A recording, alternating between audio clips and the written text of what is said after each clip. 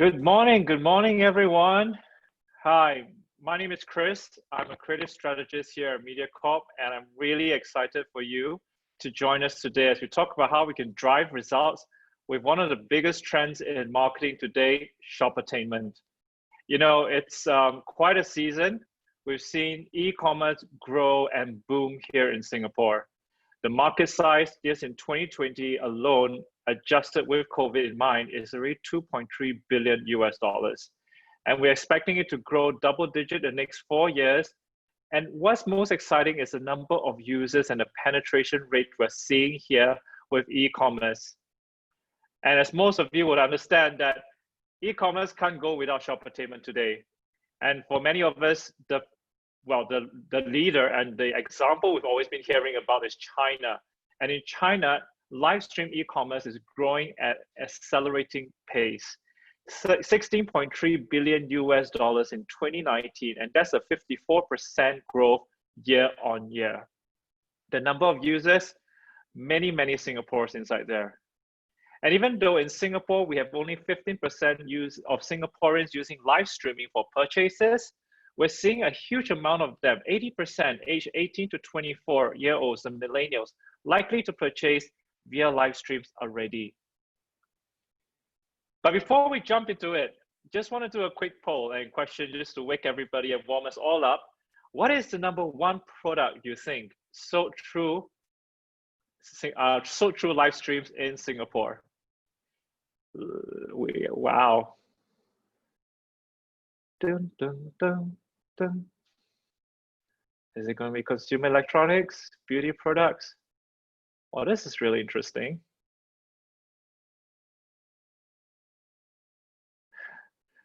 We've got 71% of you guys voting in already. We'll give it another 5 more seconds. Awesome.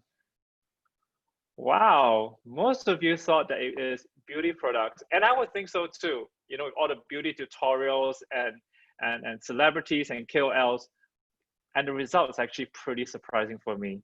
In fact, the top product that's sold through live streams in Singapore are food related, whether it's ready-to-eat meals, whether it's durians, fish. I'm sure a lot of you have heard about the fish story with Wang Lei.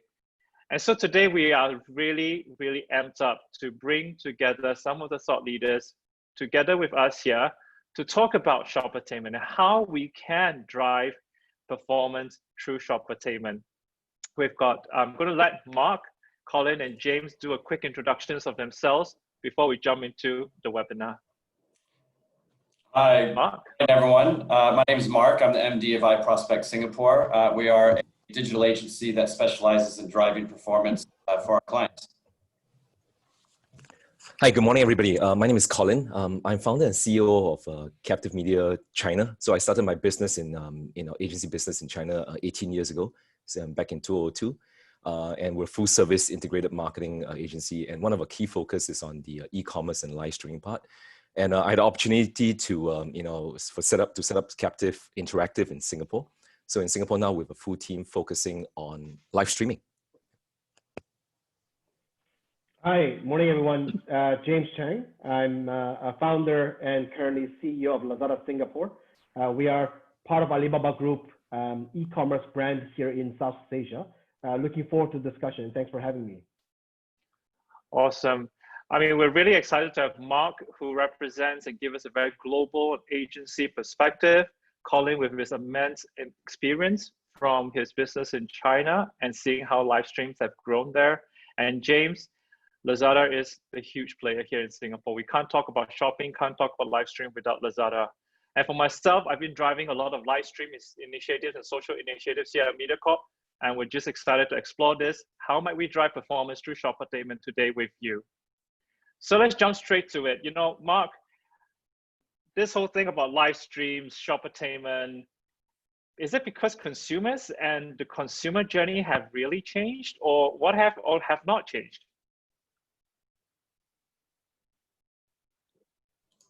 Sorry, I think we're seeing some trends in the past sort of 9 months that I think we want to first call out. Obviously with COVID-19, things have changed quite dramatically. And so some trends that we've pulled out that we wanted to share today include really an accelerated e-commerce trend. So 30% more spent more online for their purchases than pre-COVID.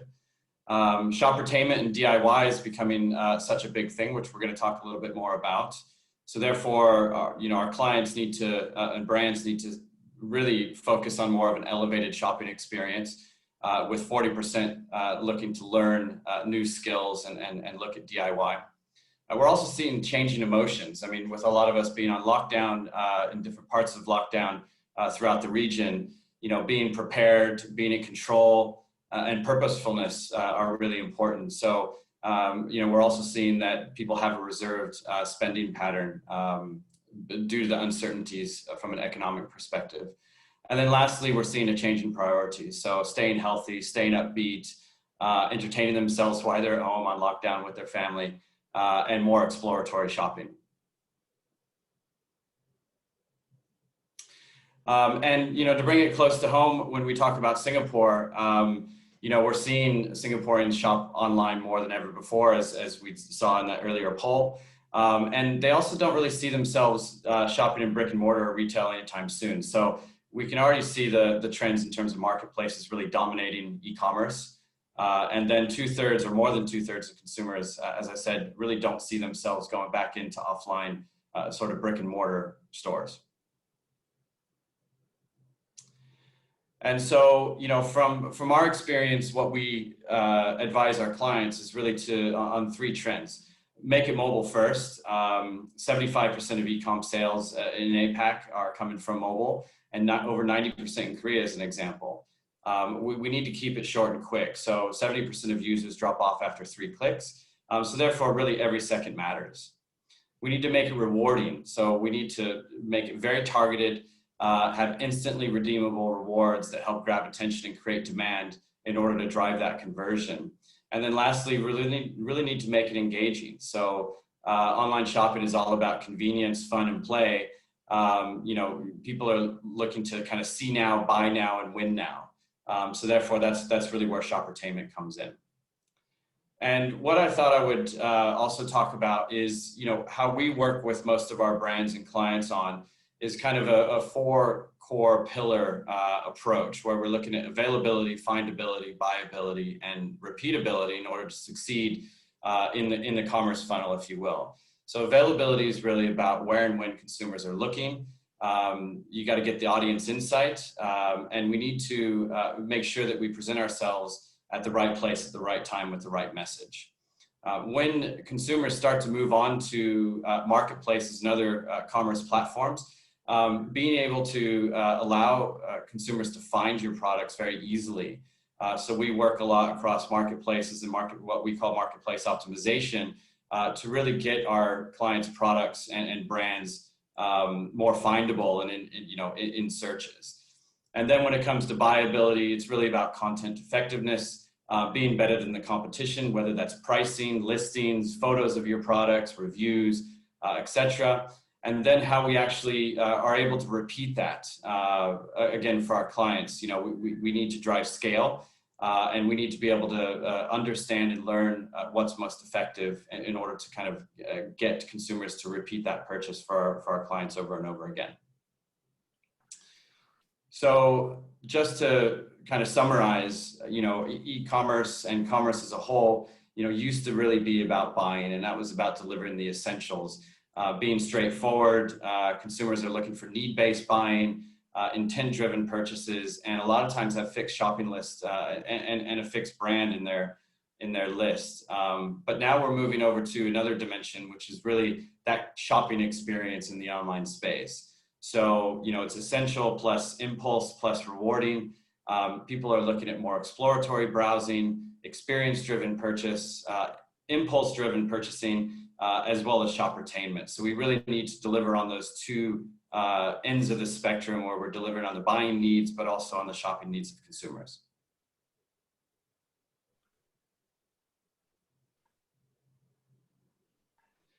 So really, for us, performance is still, building the holistic brand experience, whether that be offline or online, driving online to offline purchases, but more obviously online to online, and drive it into a commerce environment or e-commerce marketplace platform, and delivering that holistic brand experience all the way through the funnel.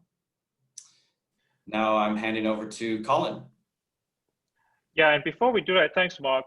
I think online to offline, and a lot of what you said just now reminds me and talks about really the topic today, right? Shoppertainment, whether it's the availability of the content and the products, the repeatability and the engagement, because now with more than ever before, looking at more than just the best deal and just purchasing our utility, but literally doing shopping online. So I thought it would be interesting to ask everybody now, have you used live stream to sell your products? Perhaps some of us have done it in the last 6 months and plan to do more. And some of you have tried it, but it didn't quite work the way you want it to. Or for most of us then, no. And that's why we're here to learn. So love to hear from you guys. Very interesting. Mark, what do you think the results is going to be like? Do you think a lot of us have used Shoppertainment in Singapore? No, not necessarily. I think it's probably something that's still quite nascent, but building. So I would expect this to be working on it. It's not working the way we would like it to be. Yep, spot on. And I think Colin will not be surprised. So we have the results. In fact, most of you, 7 out of 10 of us among in the audience today have not tried Shoppertainment. And I think this gives us a huge opportunity for Colin to come in to share then, because we love to know what has happened in China. Is it going to happen in Singapore in the same way? And your experiences of seeing how live stream and Shoppertainment actually drove holistic brand experience in China. So over to you, Colin. Right. Thanks, Mark. Thanks, Chris. All right. Good morning, everybody.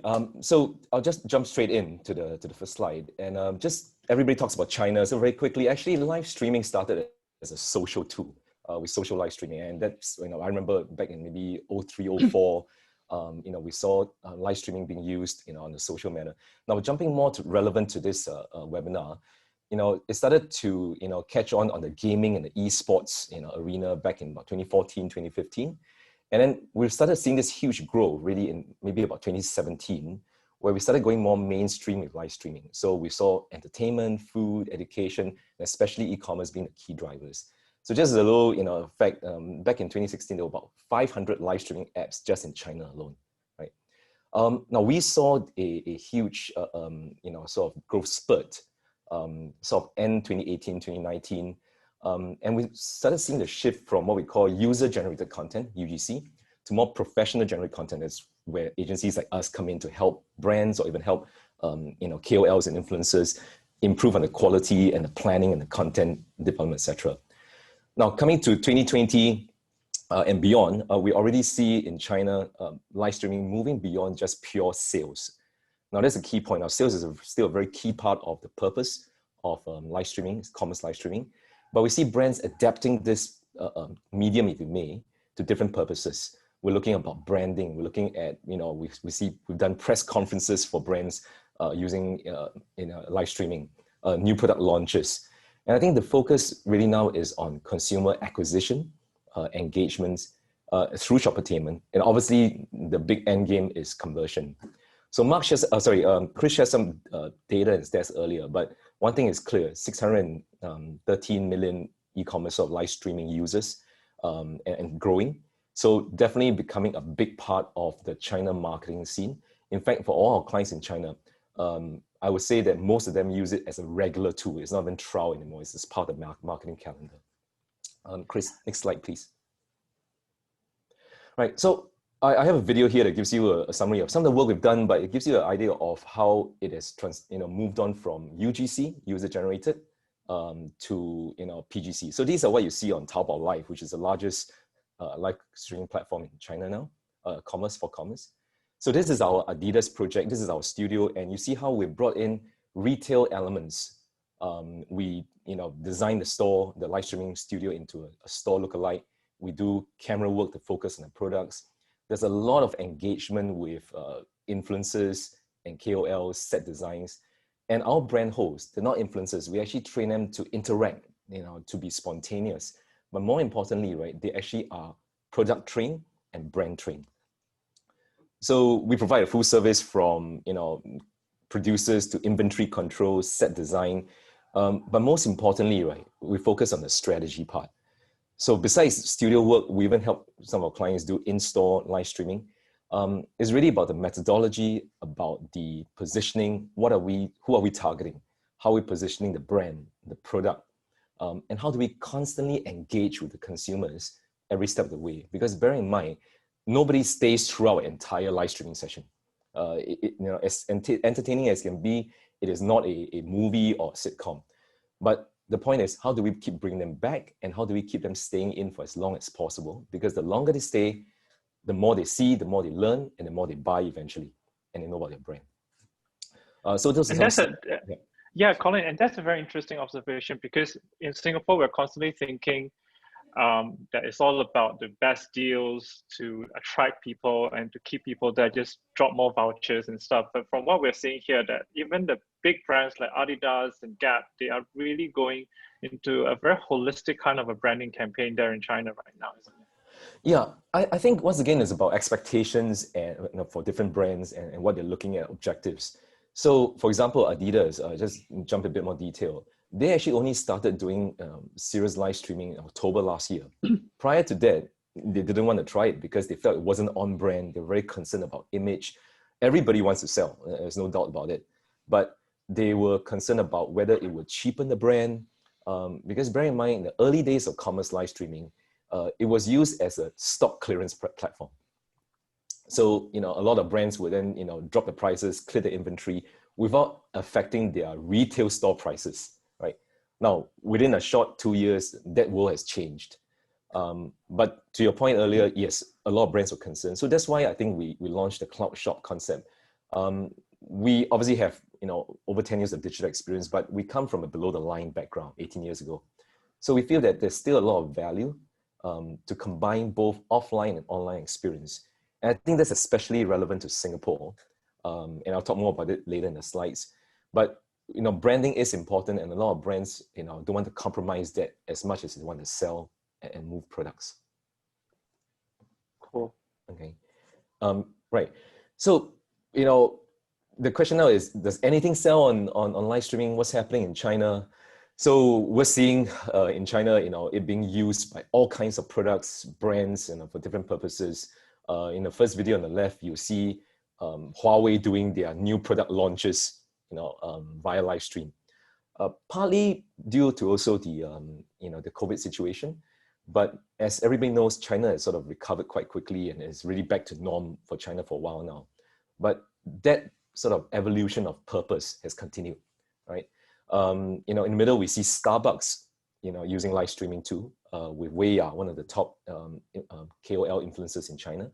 And if memory serves me right, they're looking at selling like 90,000 Frappuccinos on live streaming in that particular session. And I think all in all, that particular session with Wei, a total of 160,000 cups of beverages, e-coupons were sold. And we're seeing, people selling cars. And just to clarify, they're not selling, car models, they're selling actual vehicles, right? That's fairly common. Property, right? We're doing some in China now, fairly common too. And effective, things are actually moving. Now, of course, is that the closing, deal closing place? Maybe not. And this is a funny one. Wei was selling a rocket launching service, 45 million service fee, and if you buy on live streaming, it's 40 million. And it was actually a transaction. I won't go into whether this was a setup, but just to make the point, to some extent, anything goes. However, the point really is about how you use it as a tool, because live streaming is a medium, is a tool, and it's about application. So I think the 3 points to take away from this is that, I think Mark touched on this briefly earlier. It is great for impulse-driven and discount promotion purchase. I think those brands who have tried it may have used this too, and it definitely works. For Adidas, for example, when they first tried it, I remember in the small live streaming studio, they sold 50 million RMB worth of GMV. That's about, 10 million Sing. in that 20 days in the small room, right? So the sales part definitely works. Now, at the same time, I think live streaming is also great for products with a lot of USPs, and there's depth to the product info, or even there's a brand story to tell, right? Because with live streaming, there is the opportunity for someone to be introducing, to be interacting, and to take questions. So it's a very engaging two-way platform. And the third part is really for new products, once again, a lot more to elaborate, and there's an education element, and also how to position the product or the brand. So at this point, whether anything goes, I think it's back to the brand and how they apply this tool to in a relevant manner to their particular objectives. Next slide, Chris, thanks. So I think coming to Singapore, we set up shop here in February, March this year. And I think in the past 6 months, we've seen really this huge growth, and not just in terms of interest, but in terms of growing content availability with live streaming. So whether it's people like Gain City, people selling durians, and just on our own, we've done projects for Suntec City, which is the first ever shopping mall live stream project. We've done a huge Shoppertainment project for Capital Land. We're doing the EGSS project now for 99 and 1010. Bread Talk, we helped Bread Talk launch the new concept store at Wheelock Place. Mooncake Festival with different mooncake providers, and also launching Giant's new logo and rebranding recently. So there's actually a lot of there's growing content available, which is great because this helps build the ecosystem. And I think up to date, just us alone with, there are about more than 125 brands that have been involved in our live stream projects. And I think that's a very positive, encouraging sign that a lot of brands are trying, they're experimenting. And I saw in the poll earlier that there are some that feel that it's not working.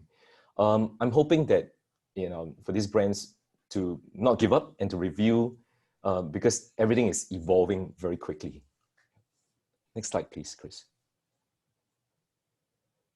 Right, I've got 2 videos here just to give you 2 ideas of 2 different types of live streaming done in Singapore. The first video here you see is the Suntec City project, and it's actually a 4-evening live streaming festival. Each evening was 4 hours, and I think there were 16 retailers involved. So we helped build this temporary studio at Suntec to help them feature all these 16 retailers and their brand products. So from planning to execution, training the brand hosts. So in this case, the hosts were not celebrities, they were not influencers. And we use them because they serve a functional role. We train them in product knowledge, brand positioning, and they were chosen specific to the target audience of each brand, right? So that's one particular approach. So you can call it more brand cloud shop, if you may. Each brand had their own setup. So we did the visual merchandising, we did the setup, because we feel quality content ultimately is the way to go. This is not to mean that you have to have a huge expensive setup. So I'll talk a bit more about that later.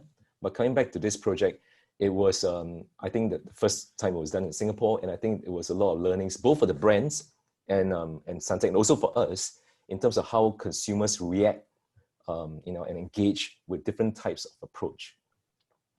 The second video you'll see now is a project with Capital Land, where it was a different approach. Capital Land came up with this, good theme about flight into the new norm, and they engage, celebrities and influencers as their hosts.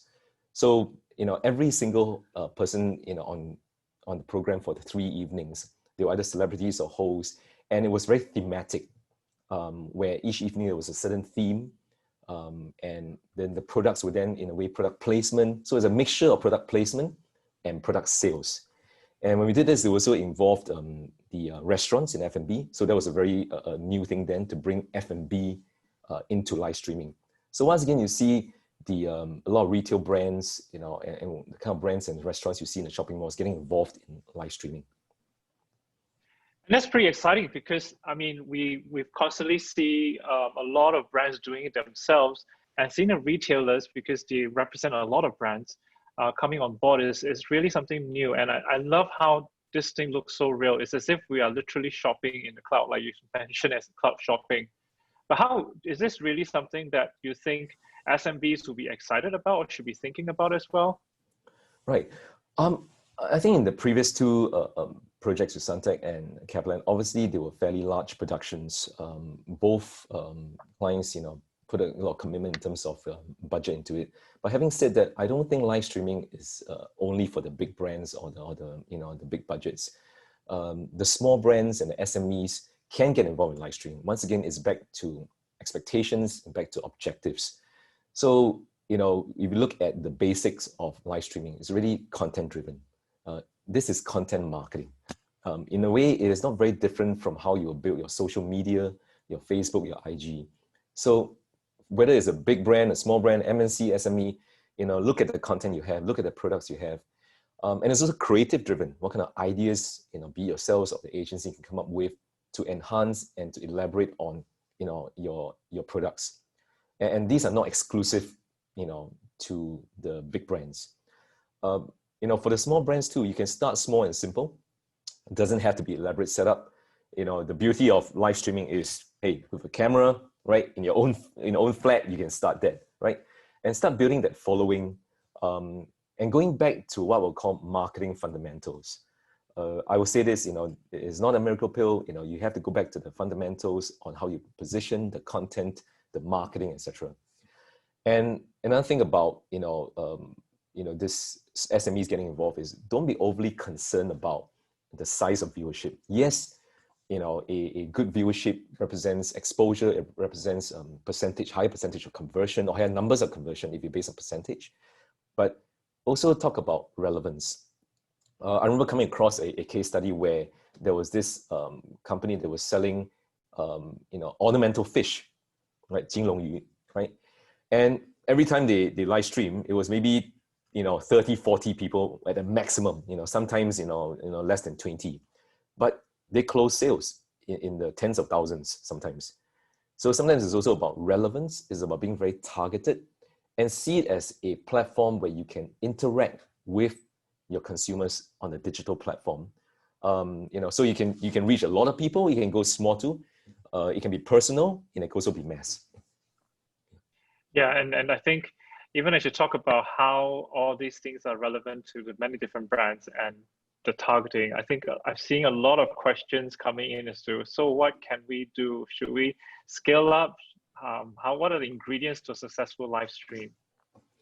Right. Obviously, it's a big topic. There are a lot of ingredients. I kind of summarize into the 7 key points. I think the first thing to start is that live streaming is not just about production. It is not just about shooting something. It is about strategy. So you need to have a strategy, and I think strategy on 2 fronts: a content marketing strategy. What are you going to share with your consumers?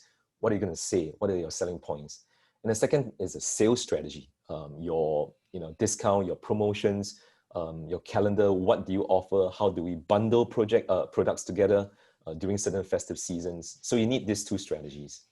The second would be develop creative content.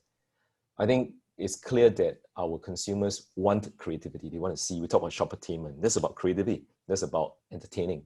So on this part, you can look at how you position your product and your brand for that matter. No one, as I said earlier, is going to sit through an entire hour of live streaming, commerce live streaming, right? But there are ways you can engage with the audience so they keep coming back in that session, or they're staying a longer period of time, all right? And how do we interact with this audience as part of engagement? Yes, then there is the execution and production. And I think this is where you will need things like your location or studio, your set design, visual merchandising. But once again, it doesn't have to be an elaborate setup. You can start simple, right? Just go back to the content. The next point would be your live stream host. There are a couple of options here. One, some smaller brands, you can host it yourself. Who knows more about your brand and product than yourself? So that's an option. But having said that, not everybody's cut out to be a live streamer. So that's why we have brand hosts that are trained to sell and to promote and to engage. And there are also options where you can use your influencers or KOLs or celebrities if the budget allows. But bear in mind, not every influencer can do live streaming. Yeah. The next point would be marketing and content distribution, I think this is very important. Once you have your content, then how do we reach out, to a bigger audience? So through omni-channel media and marketing efforts. And I think this is where I think Mediacorp obviously offers a lot of opportunities there. And the next point is the whole experience is not complete without your transactional and your fulfillment. How do you pay? How do you, do your fulfillment delivery? And I think right now we have a lot of live streaming being done on Facebook, right? But if you look at, the shopping marketplaces like Lazada, I think they offer what we call the full service, right? Where you can focus on your product and selling, and then the transaction fulfillment experience there is all, done and sorted, and it's easy for the consumers. And finally, I think it's extremely important before you embark on this, right, is to be clear about your KPIs expectations, right? And be realistic about them. So normally for live streaming, the standard few KPIs, I think Mark can jump in later to talk a bit more, would be your viewership numbers, maybe the length of their viewing, all right? How much they engage during the live streaming session, in what form, and of course, most importantly, the sales conversion or the results of the call to action. Yeah, Mark, you something you want to jump in here? Yeah, absolutely. I mean, two things came up in preparation for this panel, and the first thing was really, understanding and coming up with a set of KPIs and really understanding what the success framework looks like before we start doing something like this. Because if you get into it and expect direct sales and you don't get those, then there could be some problems there. So really being clear about what the expectations are. And I think that, I see some questions in the chat in terms of, what can we expect direct sales? What can we expect, and for different kind of products or brands? And I think, if it's a product launch, for example, and you want to build awareness, it's a great tool. If you want to drive sales directly, then you've got to set yourself up for success. And I think the second thing that came up in the conversation was really that this is not the silver bullet or the magic pill, I think is what it was called. It really does need to be, part of your omnichannel, as you said in point 5 here, your omnichannel strategy. You need to have consistency of message. You need to be where the consumer is. So once they leave the live streaming, you want to be on marketplaces. You potentially want to be on social media, programmatic channels, and how you actually convert all the way through that funnel again. And even brand.com is a really important channel to, back up those consistent messages and actually drive that person to an ultimate purchase. Yeah, actually, that's a very good endpoint by Mark about omni-channel, because our last speaker would be James from Lazada, whom we were very excited to work with on a very omni-channel campaign for 8899. But the last punchline, Colin, you wanted to share this. Yeah, so I wanted to just stress that in Shoppertainment, right, is the shopping that comes first. Let's not lose track of that. We're here, at least in this, context here, to sell. We're here to drive sales, to drive performance, right? So the entertainment, we're not here to compete with Mediacorp in producing, sitcoms and TV series, etc. So I think, bear that in mind. Don't be overly fixated by, driving this huge entertainment, because it's cost, right? I think entertainment is important to help keep the audience engaged, right? To keep them interested, right? But the end game is really to get them to shop and to better position your product and brand. Nice. And who else and better to talk about shopping and about performance, but the man himself, James from Lazada, CEO of Lazada, and how we might create the best shopping experience, especially your last mall now as the largest mall in Southeast Asia. James, over to you. Yeah, thanks, Chris. I mean, the challenging question about how to create the best shopping experience is that what the consumers consider as the best experience is keep evolving, right? So if you go to the next slide, when we first created a company in 2012, the biggest problem that Lazada faced was, the legitimacy. Is the e-commerce real, trustworthy? Will the products arrive? And so we focus a lot on providing that, contained experience, doing it more in our warehouse on fulfillment. And as consumers build that trust, the next evolution of it was, okay, well, does it have the product that I want? and that's when Lazada focused a lot on building that assortment, looking at products, not even available here in South Asia through cross-border or onboarding international brands, and also providing that, connectivity that customers are looking for by making sure that it works in a range of different products of different mobile phones, from a high quality, high spec phones all the way down to the low quality, low spec phones. And even from the payment perspective, different countries have different payment needs. I mean, these are all how we started, since 2012 until recently, and the things that we focus on, which is very, very utility driven, right? So if you go to the next slide, what happened was that, nowadays, this utility driven approach almost becomes a hygiene. It's almost like, yes, I expect the orders to arrive safely. I expect e-commerce to have multiple payment methods. I expect it to work in any type of phones that I have, in any type of settings, right? A lot of these becomes a hygiene factor. And what consumers are shifting towards is, as especially with the COVID-19, when the offline experience was not accessible, let's put it this way, a lot of the consumers need to be able to look, discover, and do that window shopping, and find the way to interact with the brand and the product went away. And then the consumers look for online e-commerce initially to solve their transactional utility need, but then quickly moving into a fun space, where space that you want to spend your time and be able to discover new things and to browse. And so, we've done series of things in Lazada to, in the world of Shoppertainment. It's something that we've been kind of, trying to go out there to the market since last year to create that exciting engagement, whether it be via games, right? Live stream is definitely a big part of it. I'm going to speak to that in a bit more in detail, but also providing different missions online, sharings, slash it, where you can share with your friends and slash the price.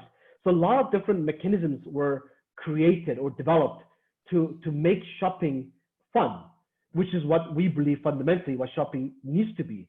And hence that is what also the customers have started to look for. Beyond that utility driven value, they're trying to look for, okay, can e-commerce and online shopping really be fun? Can it replace my, going to a shopping mall experience? Because we all know we don't go to shopping mall just to buy things. And that would be more of a chore, right? We go to shopping mall with our friends and family to experience things. And it's a fun place, right? No particular plan today. What we want to do, let's go to shopping mall, right? So how do we mimic that experiences online? But the key part that I want to kind of reiterate, and this is where I think Colin and Mark did a fantastic job of kind of setting that foundation. At the end of the day, the Shoppertainment is really not for the buyer.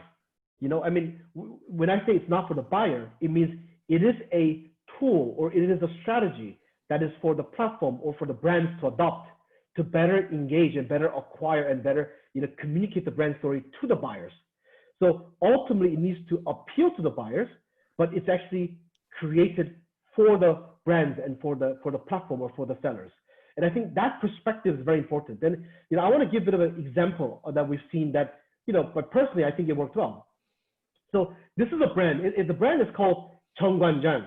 It's a Korea-based ginseng health supplement brand. We worked with this brand in 1 year ago exactly.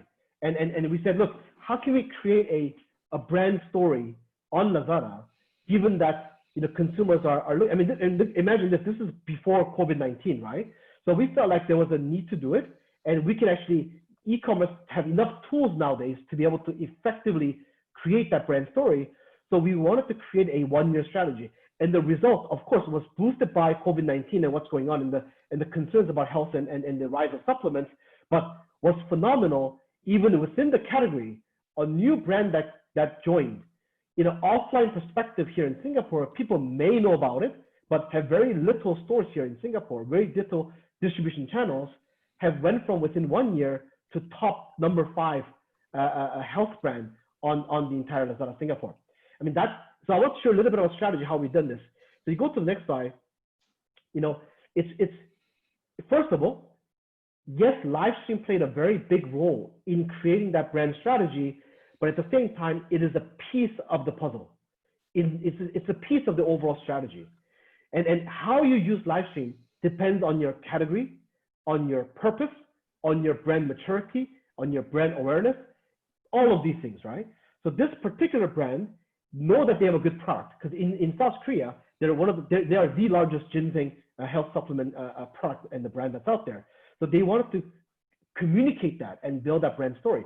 And they've done this in a 1-year calendar in effective ways, even thinking about, okay, if consumers use it for the first time at this date, they're going to replenish at that date. And by that time, if they like it, they're going to tell their friends and family.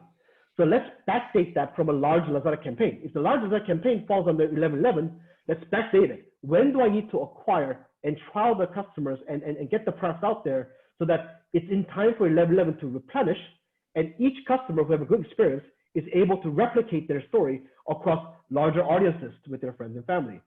And from one live stream to another live stream, this live stream, I want to build that awareness that this is good for everyone. This live stream, I want to build the awareness that this brand is the one that's being favored by all the Koreans in South Korea. And then having a very specific objectives, participating in specific campaigns, and getting the timing right, and building that 1-year story, you went from 0 to top 5 health brand, and really ride the wave of this. I would say this public interest, right? So I think this is a good example, and I think this can be applicable into large brands and small brands and SMEs. I saw some questions in the group chat talk about, can a small companies do this? Is there a simple playbook? I mean, on Lazada, I can't speak for the other platforms, but the cost of running one live stream on Lazada ranges from $500 all the way to no limit. If you want to use a celebrity or if you want to use various formats, giveaways, deals and whatnot, right? It's also about, is it for new launch? Is it for brand building? Is it for liquidation, right? And different purpose have different setup for it. And so it's not as complex as you think it is. And it is a very wide range and can cover different objectives. And so for us, Shoppertainment is a great strategy to build up that followers and engagement. And it has to be something that you look at holistically than one transaction, one flash sale, one game, one live stream. Is very, very difficult to calculate the ROI and also see the effect of it. So the Shoppertainment for us is the overall strategy. And I want to go to the next slide. And some of the things that we're doing that's quite exciting for us is the partnership with Mediacorp. Basically, the story that Lazada can tell using our tools and our reach into the public, I mean, there is a limitation to that. By layering in the Mediacorp's reach and the content creation piece to it, ability to better create that storyline to the customers, we've amplified this Shoppertainment effect to multiple folds. So for example, if you look at September, the partnership we did with Mediacorp on the 9/9, in that month, we had more than 50% of Singapore's population coming into this Mediacorp and Lazada partnership to browse, to look at things, discover new brands, and be able to enjoy that shopping moment. And this is a phenomenal result, right? And also for the upcoming campaigns in the tail end of year end this year, which is probably the most exciting shopping period, we want to create that even more effective way to communicate that brand story for both using mass media, traditional media, live streams, and converting that into transactions in a seamless way. And we think that that's where the value is, right? So, I think at the end of the day, my suggestion of this is that the Shoppertainment is very early stage. Look at how many people in this call, in this live stream, said they haven't used it yet, and I think it's phenomenal. It's right now is time that's very open, right, for you to be able to use and take advantage of the infrastructure that's been built.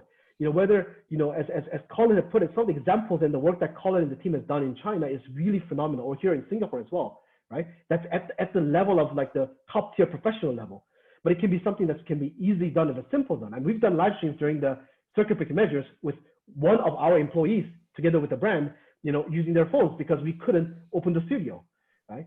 But the key is creating that holistic strategy around Shoppertainment to communicate your brand story, I think that's where the power is, as given by the early example. And we hope to amplify that effect on Lazada with the partnership with Mediacorp.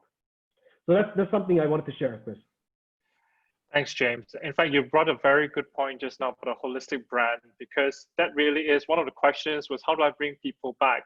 Is when your brand story is strong and you start building that brand and the following and the community to follow your, that's when you can bring the customers back, isn't it?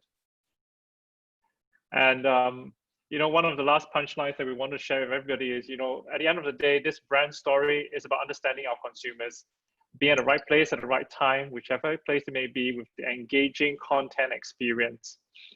Lots of questions that's up right now. We want to jump straight into Q&A. We've selected a few questions, and the first question I want to bring up is really about conversion and performance. How do I drive conversion? And I'm thinking whether, Mark, you would like to take that question? Absolutely. I mentioned it earlier before in terms of having the omnichannel approach and how you actually, you know, can use your data to bring customers back into the purchase environment, or down that funnel, if you will, and not to make it overly generic, but, you know, using things like retargeting. We know that recency plays a huge role in actually driving conversion. When someone goes and visits an online store or an e-commerce environment, getting them back quickly is probably the most important thing, particularly if they've put something in their cart and they haven't actually converted. So using things like remarketing and retargeting to actually drive people back into that environment and hopefully through the funnel is really important. We've seen that using multiple messages, depending on where that consumer is at, it could be, you know, gamifying messages, you know, act now and get this reward, or act now and, you know, there's only so many pieces left, or the sale will last only this period of time, really do help drive consumers closer to a purchase. So I think using things like retargeting, remarketing, and kind of tap it into your data strategy and your omnichannel media strategy to drive that conversion is really important. Cool. And it's just like what James was sharing just now, the holistic, the integrated marketing strategy for the brands, right? Another question that came up just now was, should we do it ourselves or should we partner with a bigger player? And I thought, James, just now when you're talking about partnering with Mediacorp and well, a lot of brands partnering with you, what will your answer be? Would it be a do-it-yourself, self-shoot, or should I really partner with somebody to do this? Yeah, I mean, I really think it's based on your objective and also and your brand maturity, right? So, you know, for many of our international brands, you know, absolutely they will work with professional companies and to partner to create that you know, that content that resonates that brand story. For smaller SMEs, I mean, from Lazada, we can provide that scripting and also that, you know, at a very low cost, but we cannot do the job of the brand kind of directing themselves or also working with the professionals in creating that story. So it really depends on your objectives and what you want to create. Now, if it's purely about sales and not about brand building, then, you know, I think there are easier and lower cost ways of doing it. If it's about liquidations or getting that transaction numbers up, but a lot of the brand story building, we find it much more has to be integrated, has to be part of a bigger picture. And for that reason, then my suggestion would be to work with professional firms. So it's really a question of ROI, what is your objective, and how things actually tie in together, right? Yeah, and one other question that came up actually, and Colin, I want to ask you on this is, you know, you talked about the success in China, and in Singapore, stores are easily accessible. And James, feel free to chime in after this. It's also, does shopper conversion online, does the size of Singapore affect the shopper conversion online as compared to a much bigger country in China? Colin? Okay, I think I want to quickly bring this concept of new retail you know, into this answer. You know, the concept of new retail is a term coined by Jack Ma from Alibaba. It really means breaking the divide between online and offline.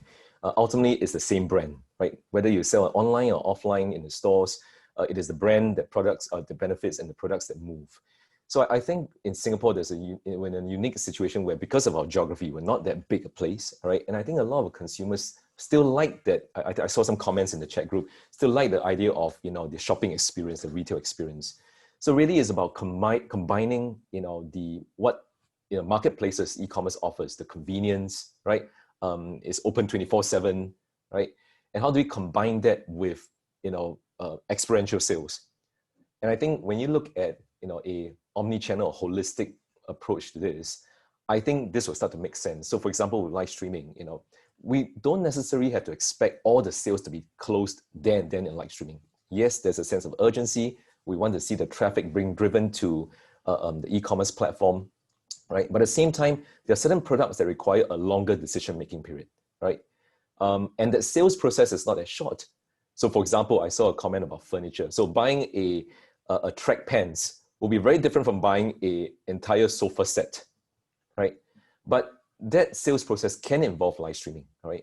And it also can involve the physical store. And finally, the closing could be done on the e-commerce platform, right? So I think we're one of the earliest, joint business partners with Tmall for new retail. And I think that's really the concept. Ultimately, it's not about two divisions or two departments in the brand. It's about the consumer. And I think the consumers want information, they want different touch points, and they want the convenience. So I think this new retail, combining live streaming, combining the e-commerce platforms and the physical stores can come together quite nicely in Singapore. Yeah, actually, absolutely, Colin. I'm so glad you said new retail, because I mean that's exactly how we see this, right? So to give you an example, in Shanghai, the online grocery share, so every grocery sold online versus offline is 50-50. It's about half. Now, it's definitely not because Shanghai is lack of physical grocery store. That's not the reason, right? It's actually converting that experience to both online and offline, that whole O2O new retail experience was what created this amplifying effect of online digital adoption as part of the overall journey and not a distinctive separate journey. And I think Singapore have a edge or on top, above everyone else here in South Asia to be the first ones to go down that path and to see that explosion. And I think just to add on to James's comment, I mean, that's why we wanted to come up with this. We felt that this cloud shop works because, as much as it's online, it's digital, it's live streaming, you're constantly reminding the consumers that, hey, we do have a physical presence too for you to experience and learn more about our brand. So you offer the convenience and you offer that brand experience and the product knowledge at the same time. Yeah. Thanks, Colin, and thanks, James. I think new retail would probably be another webinar that we should jump into and talk more about, because I think in Singapore there's a very unique and a growing trend, and who knows, Singapore might pace faster than Singapore because of our small city size.